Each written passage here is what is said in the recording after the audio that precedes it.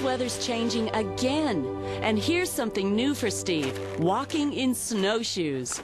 Unlike the penguins, I don't have good old webbed feet, and I weigh a lot more. So this soft, icy snow is just a crust at the top, and then it falls into a big lump of slush. So I have to mimic the penguin's feet with a bit of modern innovation.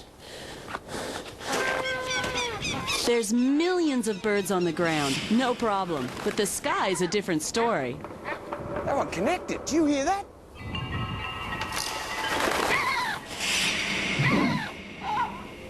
Crikey.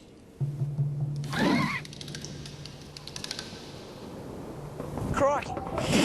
She must have a nest. Every other bird couldn't care less about him. Most of the 17 species of penguin in the world are found down in this region.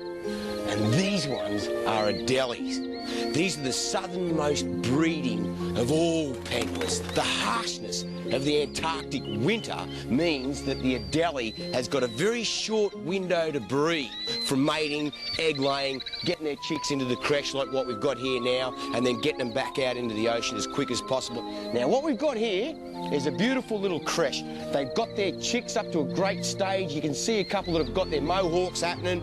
That's their young plumage, their little chicken feathers.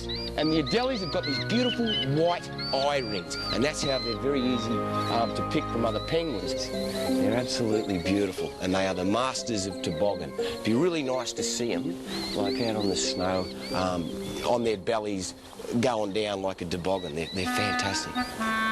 There they go, absolute masters of tobogganing. They're famous for it, and Steve just has to have a go for himself.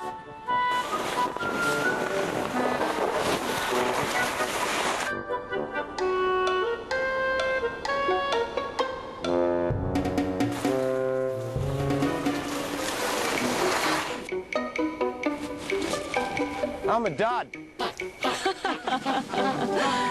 All right, just give him a black and white tuxedo.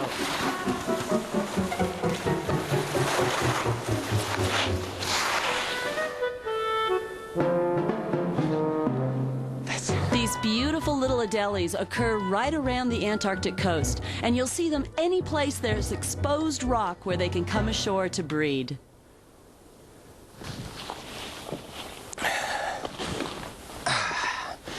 When you sit here, the tranquility is all-consuming.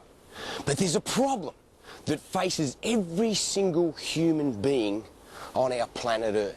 And it's the thinning of the ozone layer. If you can imagine, right over the top of Antarctica, there's a big hole about the size of the United States of America. And that allows deadly ultraviolet rays to come in and just scorch the joint, causes skin cancer and sunburn. The phytoplankton that the krill live on may be destroyed. And if krill goes, whoo, every single animal here is going to suffer. How about this, though? Imagine global warming. There's so much ice here and snow that if it melted, there'd be 1,000 countries in our world that'd be 60 feet underwater. Crikey, it'd be catastrophic. And so scientists are looking at chin-strapped penguins and others as indicator species to keep an eye on this joint, because this is so pristine and pure down here, we can actually see what is going to affect us in the long term. Our skipper knows all the wildlife hotspots along the coastline, so our next stop is a real special place. There's not a snowflake or a single ice cube to be seen. Have a go at this. This beach is going to tell us so many stories. You're all right, mate? You're all right? There is the killer, notorious leopard seal. But over here is the grumpier of the species. This is the fur seal. Look at him, mouth open, up on all fours. He's threatening us. If we come too close, that's what I'm going to bite you with all those teeth. They are really, really grumpy. You're all right, mate. Firstly, they'll do a show of teeth. They'll snort, blow big heaps of air out of their nose, growl and carry on. For me, personally, I find these much grumpier than the leopards. But I'm not a food source for a leopard seal, whereas these penguins are. Have a look at the damage on this bloke's back. He's sore, eh? That's gonna hurt. Have a go at this black chunk of penguin feathers that'd just about match that poor bloke there. Had his whole patch of feathers removed, stripped straight off with the incisors of that leopard seal, yet managed to break away and get up the beach. Penguins are a very hardy animal. They tolerate extreme injuries from leopard seals. You see them with broken feet all the time. They sit there, they go into a state of aestivation, and they wait. This little bloke here, he's got his injury, face right back into the sun. He's sitting there, and he may have to sit there for a couple of weeks, but he will then. He will repair, he'll grow feathers back again, and he'll be back in the drink before the Antarctic winter creeps up and kills him quicker than a leopard seal. The penguins know they're in no danger from a leopard seal on the sand or these guys. Have a look at these two girls here. Just a little mock fight, playing away. I could bite you. Whoa, bite her, flip off. I'll bite your head. I'll bite your flipper, I'll bite your head. And they'll play and play and play. Then pretty soon, this bloke here will step in and go, righto, girls, break it up, break it up. Okay, you Sheilas, knock it off. I guess that's the way when your society revolves around one bloke and a bloke having a harem. It's his job to make sure the girls don't get carried away in their fight so as he can go through a really nice reproductive cycle and have a big, happy family. Woo, go, girls. Get out. That's dominance. I'm calling the shots here. Unfortunately, Antarctica is littered with dead whales. That is one heck of a backbone. Sorry, guys, stay there, you're all right. Just humongous, but nothing competes with this in the animal world. Have a look at that for a cranium, a skull. That is one big, giant chunk of bone. Whoo! Whales, the largest animals in the world. Another beautiful leopard seal, just gearing up, relaxing, waiting to go for a hunt. My chance to go one-on-one. You all right, mate? You all right? See those teeth? Huge, great teeth. When they do that thing that's angry.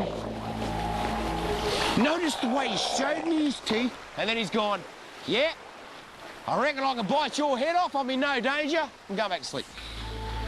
He could probably do 1 inchworm and grab me on my head and pop it like dropping a watermelon from the sky. His teeth would actually penetrate into my skull and he'd rip my skull off. Wee, wee, wee. Look over here. I see your teeth. This is just awesome. Absolutely amazing. He's having a bit of a pee. Time for me to leave.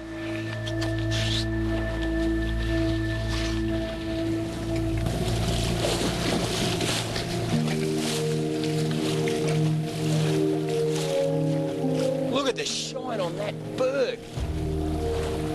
This is like the iceberg graveyard.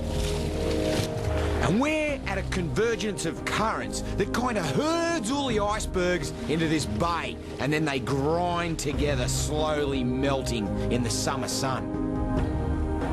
And that vivid blue is the mark of extreme age, the result of tens of thousands of years of intense pressure in a glacier.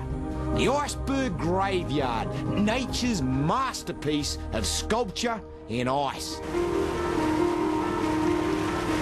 But the great winter chill is on its way, and we have to make a move to get out of Antarctica before the water freezes solid around us and we die in a block of ice. So we're setting course to rendezvous with a small cruise ship, the Clipper Adventurer. We're hoping to hitch a ride back to the South American mainland.